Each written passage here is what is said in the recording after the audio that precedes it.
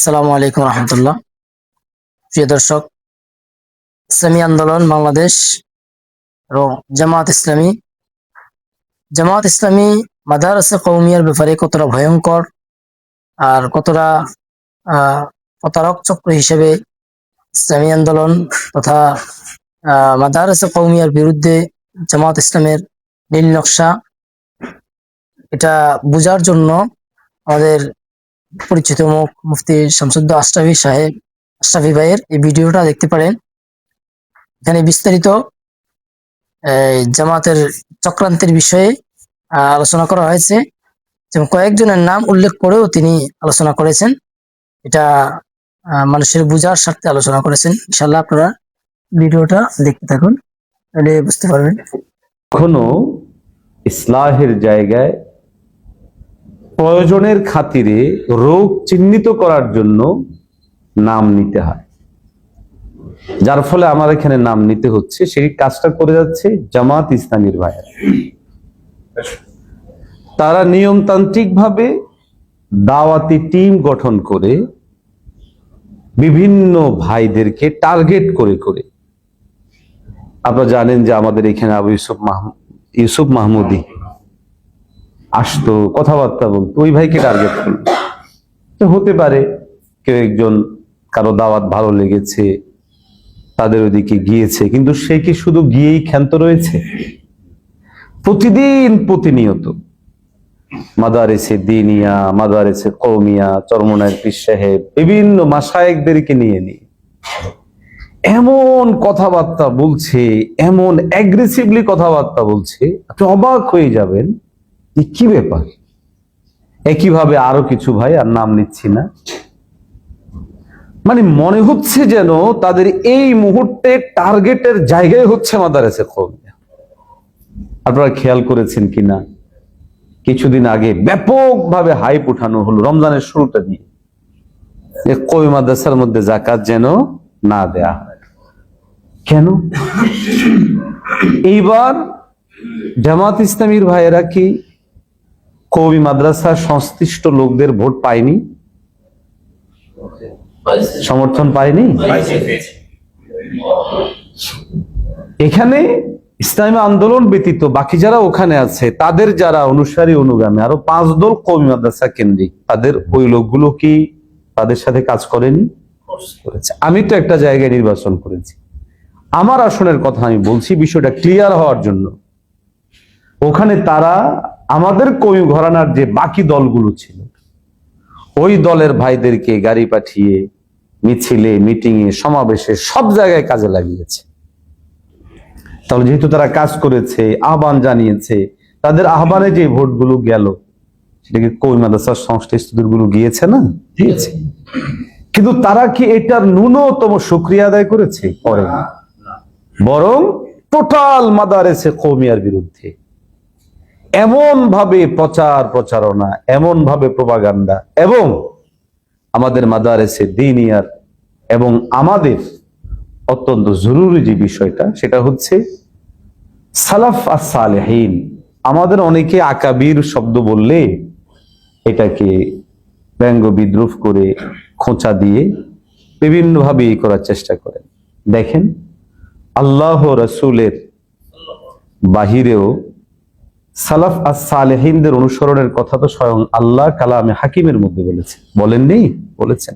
আল্লাহকে পাওয়ার জন্য, নবীজির ইত্তেবাকে বিশুদ্ধভাবে পাওয়ার জন্য আল্লাহ রাব্বুল আলামিন সূরা ফাতিহায় যে দোয়া শিখিয়েছেন, সিরাতাল্লাযীনা আনআমতা আলাইহিম, এই আনআমতা আলাইহিমের তাফসীর যে আরেক আয়াতের মধ্যে করেছে, মিনান নাবিয়্যিন ওয়াস সিদ্দিকিন ওয়াশ শুহাদাই ওয়াস সালিহিন। এখানে নবীর বাহিরে বাকি সবাই তো সিদ্দিকিন, সালেহিন, শুহাদা, সবাই তো যারা উলামা এবং খুসুস যারা আছেন তারা। এখন দেখুন, ওই দিক থেকে যারা খুব বেশি কাজ করে অ্যাক্টিভলি, এর মধ্যে একজনের নাম হচ্ছে নোমানী, এক ভাই নোমানী। এত পরিমাণে সে প্রতিনিয়ত, মনে হচ্ছে তার একটা মিশন ভীষণ, যে কওমি মাদ্রাসাগুলোর মধ্যে জামাত ইসলামীর বিষয়টা আনা, কওমি মাদ্রাসার যুবকদের মধ্যে, তরুণদের মধ্যে তাদের দলভুক্ত লোকজনকে তৈরি করা। এই যে প্রবণতা সিয়াসি ফিতনা, সিয়াসি এই ফিতনা থেকে আমাদের এই প্রজন্মকে যদি সতর্ক না করা যায়, আপনাদের অনেকের মনে প্রশ্ন আসতে পারে যে এটা ফিতনা বলছি কেন? আমরা একটি ইসলামী রাজনীতির কথা বলি, তারাও একটা রাজনীতির কথা বলে। মজার বিষয় হলো কি জানেন, 24 পরবর্তী এই সময়টাতে বরং আরো আগ থেকেও আমি মাঝে মধ্যে অবাক হই। চরমনাইয়ের মরহুম হযরত রহমতুল্লাহ আলাইহি, আল্লাহ পাক ওনাকে জান্নাতের উচ্চ মাকাম দান করেন, আমিন। তিনি যখন বাংলাদেশ জামাত ইসলামী দল নয় বলেছেন, তখন আজকের দিনে যে শক্তিশালী দলিল তৈরি হয়েছে, এরকম কোন দলিল আমি জানি না ছিল কিনা, কিন্তু এটা ওনার ফারাসাত ছিল। আজকে জামাত ইসলামীর আমাদের সাথে নৈতিক যে ভিন্নতা, নীতিগত যে দূরত্ব, এটা বোঝানোর জন্য আপনাকে মওদুদী সাহেবকে টানতে হবে না, বরং আমি গতকালকে ডাক্তার আব্দুল্লাহ মোহাম্মদ তাহের সাহেবের একটা বক্তব্য দিচ্ছি, যেখানে উনি স্পষ্ট বলেছেন যে আমেরিকা, পশ্চিমারা সহ সবাই এখন নিশ্চিত যে আমরা একটা মডারেন ডেমোক্রেটিক অর্গানাইজেশন। তো আপনারা এখন জামাত ইসলামী দল কি দল না, এই দলিলের জন্য ওই আমির হেফাজত কি বলেছেন এই বক্তব্য বলা দরকার নেই, চরমনাই পীর সাহেব কি বলেছেন এটাও বলা দরকার নেই, কিংবা মওদুদী সাহেবের বই থেকে দলিল দেওয়ার কোনো প্রয়োজন নাই। আব্দুল্লাহ মোহাম্মদ তাহের সাহেবের দলিলটাও সামনে উনি বলেছে, এর চেয়েও স্পষ্ট করে আরেকজন বলেছে, আমার মোবাইলে সেই ভিডিওগুলো আছে।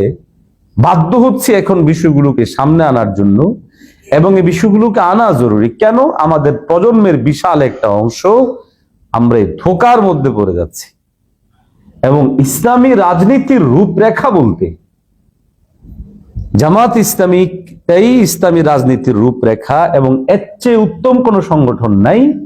এই টাইপের একটা কথা, এই টাইপের একটা বয়ান, এই টাইপের একটা বিষয় সামনে আনা হচ্ছে, যার জন্য আমাদের ভাইদের কাছে বিষয়গুলো সাফ হওয়া দরকার। ওনাদের আরেকজন দায়িত্বশীল, ওনার নাম হলো যত সম্ভব মতিউর রহমান মল্লিক বা এই টাইপের কিছু একটা, মতিউর রহমান। ওনার একটা বক্তব্য আছে যেখানে তিনিও পরিষ্কার করে বলছেন নাম জামাত ইসলামী, কিন্তু আমাদের কাজ হলো বা আমাদের অর্গানাইজ সেটা হলো লিবারেল ডেমোক্রেটিক অর্গানাইজেশন।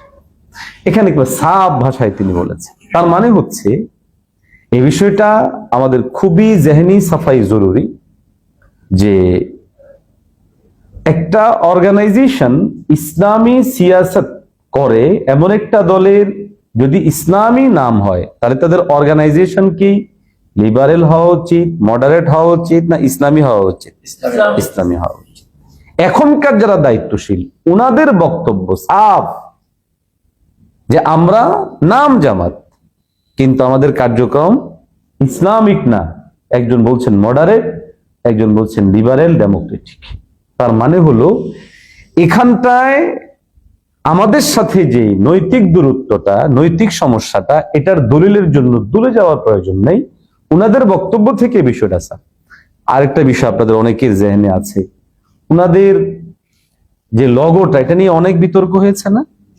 হ্যাঁ, বলেন না কি পরিমাণ বিতর্ক হয়েছে, সারা দেশ উত্তাল পাতাল হয়ে গেছে। আচ্ছা বলেন তো, এখানে লগো নিয়ে যে বিতর্ক তৈরি হলো, এই লগো নিয়ে এত বিতর্ক হওয়ার পরে লগো কি আর উঠছে? ওনারা একদম সরিয়ে দিয়ে শুধু এখন নাম দিয়ে ধরে রাখছে। তার মানে কি? ব্যাপারগুলো আমাদের খুব গভীর ভাবে বোঝা জরুরি। কেন এই শব্দ চয়ন করা হচ্ছে, কেন এইভাবে করা হচ্ছে, এই বিষয়গুলো বোঝা জরুরি। আরেকটা বিষয় হলো শরিয়ার প্রশ্ন, যেটা ওই যে মহিলাদের বয়ান বক্তব্যটা, যাকে ঘিরে, আমিরে জামাতকে ঘিরে, আজ পর্যন্ত কি উনার জবান থেকে এটা নিয়ে কোনো ব্যাখ্যা বিশ্লেষণ শুনেছেন? শোনা দুর্ভাগ্যজনক ভাবে আমরা হয়তো কেউ কেউ ব্যাখ্যা দিচ্ছি, কিন্তু উনার পক্ষ থেকে এটা কোনো ব্যাখ্যা দেওয়া হয়।